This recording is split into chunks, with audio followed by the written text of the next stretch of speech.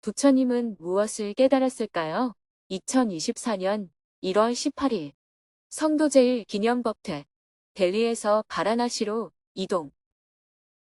안녕하세요. 오늘은 델리에서 하루를 시작합니다. 새벽 기도와 명상을 마치고 오전 6시 30분부터 성도제일 법회 생방송을 했습니다. 영상팀이 숙소에서 방송을 할 수 있도록 미리 준비를 해놓았습니다. 그런데 숙소가 공항 바로 옆이어서 비행기 이착륙 소리가 무척 컸습니다. 대화가 어려울 정도로 시끄러웠습니다.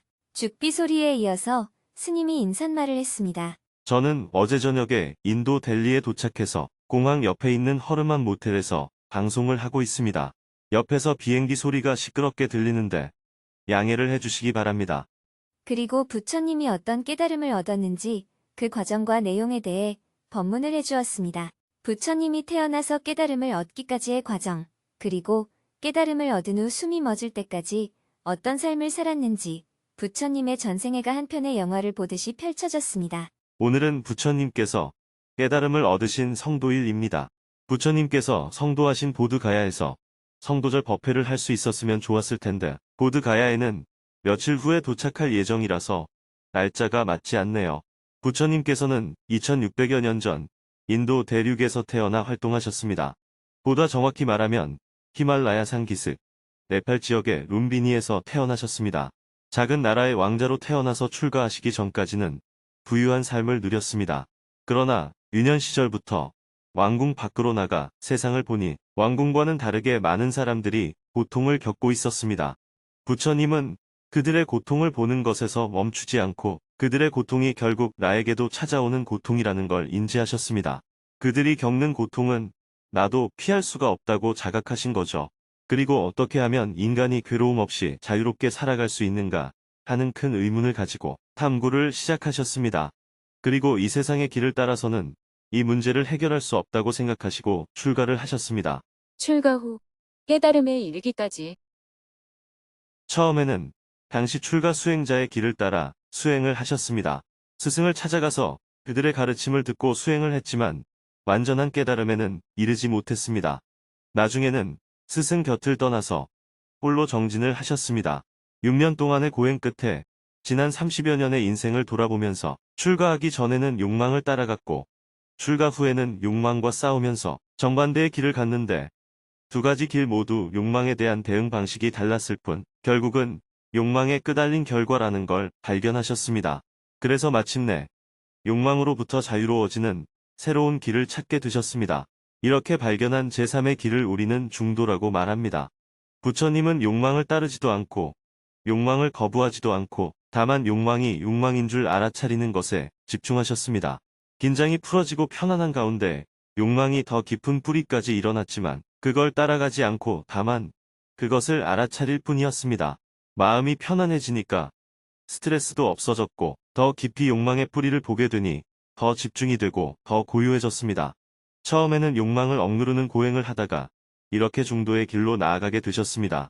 수자타의 공양을 드시고 건강도 회복하시고 난 뒤 조금 더 편안하고 한가한 마음가짐으로 보리수 아래에 자리를 잡았습니다. 깨닫기 전에는 이 자리에서 일어나지 않겠다는 대결정심을 갖고 정진에 들어가셨습니다. 경전에 의하면 보리수 아래에서 49일간 정진을 했다고 나옵니다.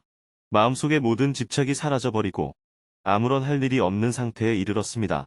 욕망에도 구애받지 않고 두려움도 없어지고 어떠한 집착도 없는 경지에 이르렀습니다.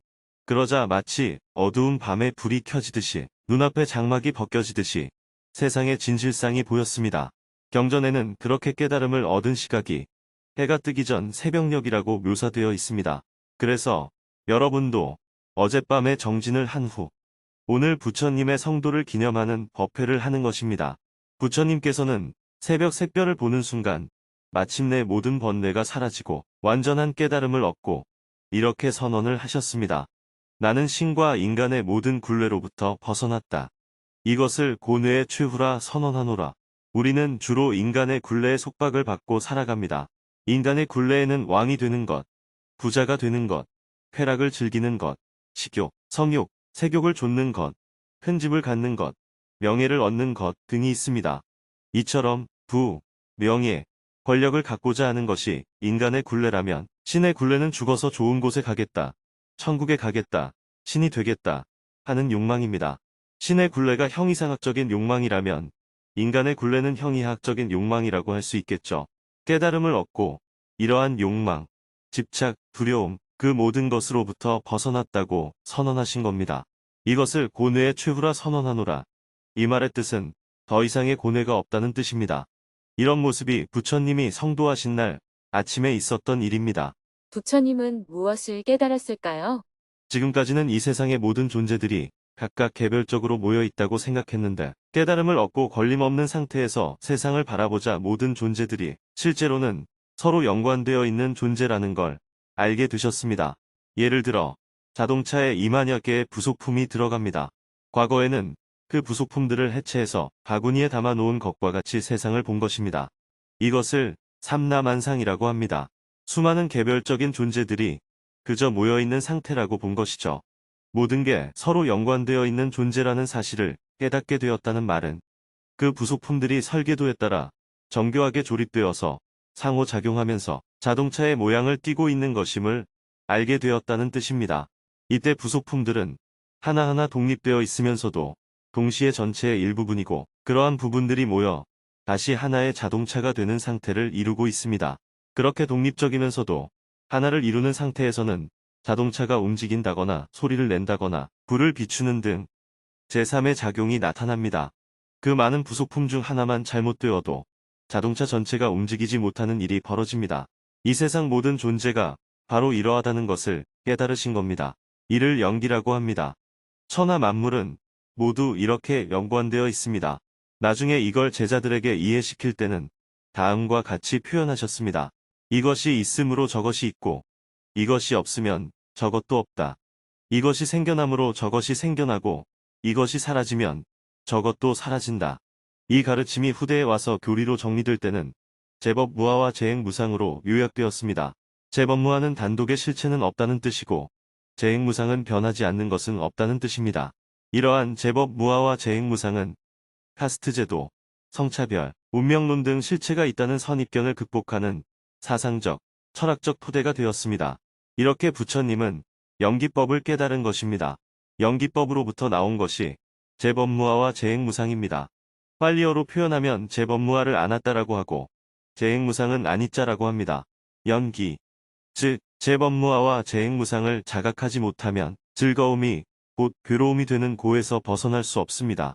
무명에 휩싸여 있을 때는 삶이 괴로울 수밖에 없습니다. 그러나 깨달음을 얻으면 괴로움에서 벗어납니다. 이렇게 괴로움에서 벗어나 고요함에 이르는 것을 열반적정이라고 합니다.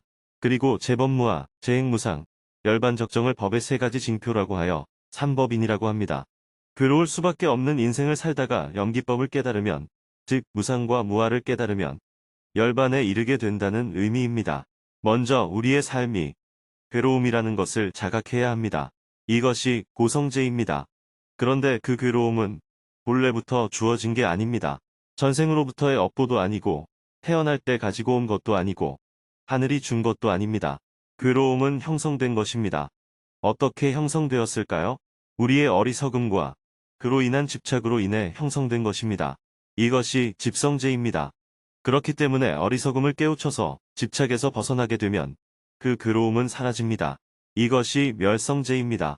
그리고 그 어리석음과 집착에 다시금 휩싸이지 않으려면 항상 깨어 있어야 하고 알아차림을 유지해야 합니다. 이것이 도성제입니다. 이것을 고집멸도 또는 네 가지 성스러운 진리인 사성제라고 합니다.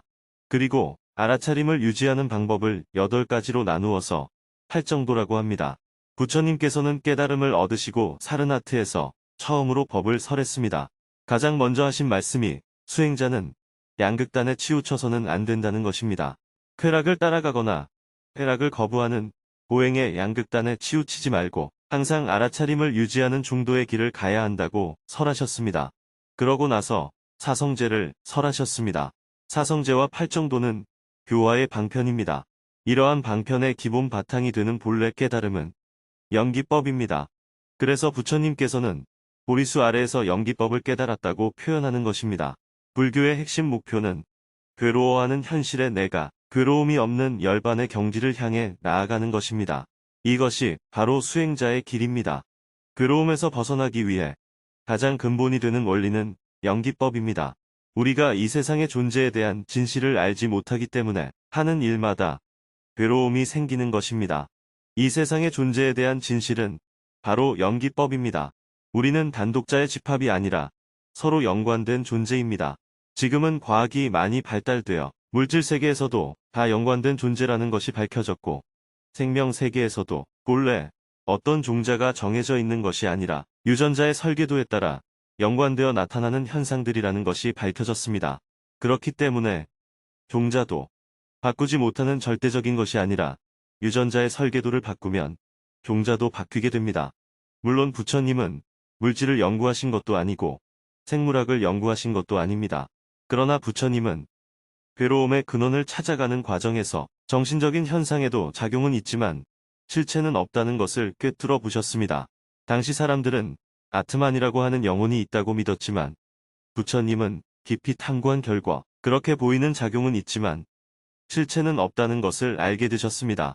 그렇기 때문에 브라만이라고 하는 실체도 없고 노예라고 하는 실체도 없고 남자가 우월하다는 실체도 없고 여자가 열등하다는 실체도 없고 다만 우리가 그렇게 잘못 인식하고 있을 뿐이라는 걸 밝히셨습니다.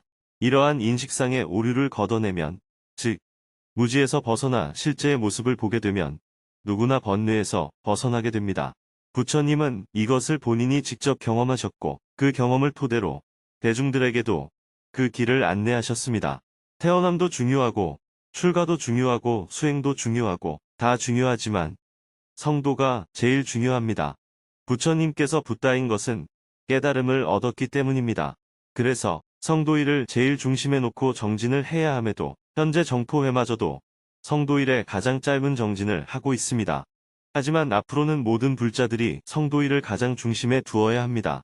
성도제일 일주일 전부터 정진을 시작해서 성도일 전날에는 철야 정진을 하고 성도일에는 기념법회를 하는 문화가 정착된다면 어쩌면 이것이 가장 적합한 모습이 아닐까 생각해 봅니다. 보통 깨달음을 등불로 많이 비유하기 때문에 어쩌면 성도절에 연등을 밝히는 문화가 생겨야 합당할 것입니다. 불자라면 성도일을 가장 중요시해야 합니다. 부처님께서 깨달음을 얻기 전에는 어떤 모습이셨고 깨달음을 얻었을 때는 어떤 모습이셨고 또 깨달음의 내용은 무엇이었으며 깨달음을 얻고 난 뒤에는 또 어떤 모습이셨는지 이러한 행적들이 어우러져 있는 곳이 바로 보드가야입니다. 부처님께서는 보드가야 근방에서 6년간 수행을 하셨고 깨달음을 얻으셨고 1000명을 교화하셨습니다. 그래서 오늘날 우리들도 자기 수행만 해서는 안 됩니다. 수행과 전법은 분리될 수가 없습니다. 자기 해탈을 위한 수행 정진과 다른 사람도 행복해지도록 해탈의 길로 인도하는 전법을 우리는 항상 함께 해나가야 됩니다. 그러나 지금까지 전통 불교는 너무 종교적으로 흐르다 보니 복을 비는 데에 급급했고 또 너무 철학이나 학문적으로 흐르다 보니 교리를 연구하고 지식을 쌓는 데에 치우쳤습니다. 그 결과 수행에도 소홀해지고 전법에는 소홀했습니다. 선불교가 새로 일어나면서 수행을 강조했고 수행은 어느 정도 중심이 잡혔는데 부처님 당시와 같은 전법은 부족했습니다. 그래서 오늘날 우리들이 부처님의 원래 가르침으로 돌아가려면 수행과 전법이 무엇보다도 중요합니다. 그런 점에서 이번 성도절을 기해 우리 모두가 더더욱 수행 정진을 해야 되겠습니다. 전법이 곧 사회적 실천입니다. 오늘날 먹고 입고 자는 것이 충분한데도 괴로움에서 헤어나오지 못하고 점점 더 쾌락에 중독되는 사람들에게 부처님 법보다 더 좋은 처방은 없습니다. 오직 부처님의 바른 가르침을 받아들여서 수행 정진을 할 때 그들도 고뇌에서 벗어날 수 있기 때문에 우리는 부지런히 전법을 해야 합니다.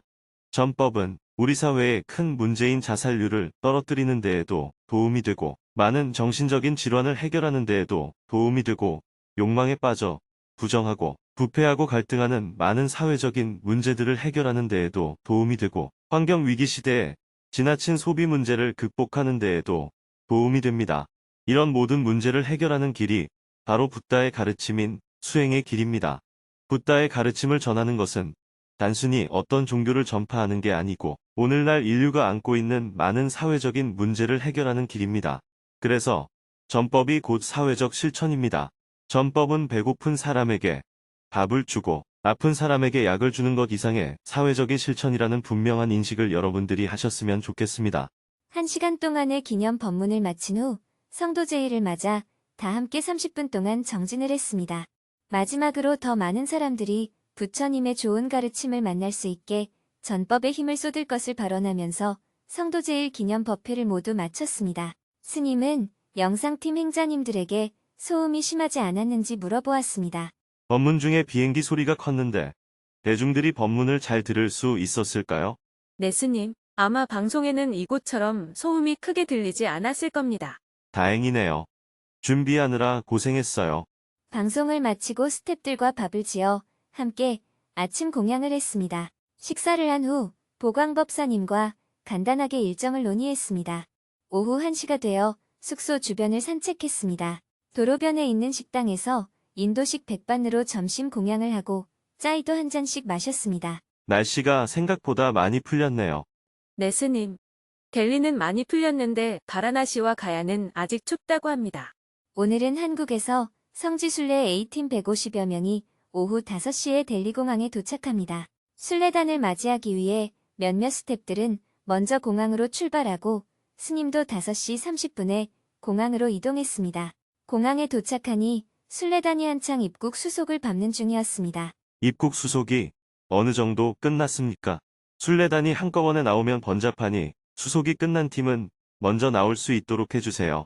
스님은 입국 수속 진행 상황을 점검하고 공항 근처에서 대기하고 있던 버스를 주차장으로 이동시켰습니다. 공항 밖으로 나온 순례단이 곧바로 짐을 실을 수 있도록 하기 위해서였습니다. 해가 지고 저녁 7시가 넘자 순례단이 한두 팀씩 공항 밖으로 나오기 시작했습니다. 순례단은 주차장으로 가서 순조롭게 버스에 짐을 실었습니다. 8시가 되자 버스 5대가 모두 바라나시로 출발할 수 있었습니다. 바라나시로 이동 중에 스님은 6호차에 싣기로 한 공용짐 20박스가 누락되었다는 것을 알았습니다. 다행히 3호차에 모두 싣고 오고 있었습니다. 스님은 3호차 담당 법사님에게 연락을 했습니다. 3호차 순례단이 짐 때문에 불편하지 않습니까? 사람들이 다녀야 하는 통로에 짐이 쌓여 있지는 않나요? 아닙니다. 스님, 3호차에 짐 싣는 공간이 여러 군데 있어서 잘 싣고 가고 있습니다. 네. 다행이네요. 고생했어요. 감사합니다. 순례단을 태운 버스는 델리에서 아그라, 럭나우를 거쳐 바라나시로 17시간 동안 이동합니다. 내일은 고속도로를 계속 달려 점심 무렵에 바라나시에 도착할 예정입니다. 참가자들은 숙소에 짐을 풀고 난 후 휴식을 하고 스님은 오후 4시부터 한국 시청자들을 위해 금요 증문즉설 생방송을 할 예정입니다.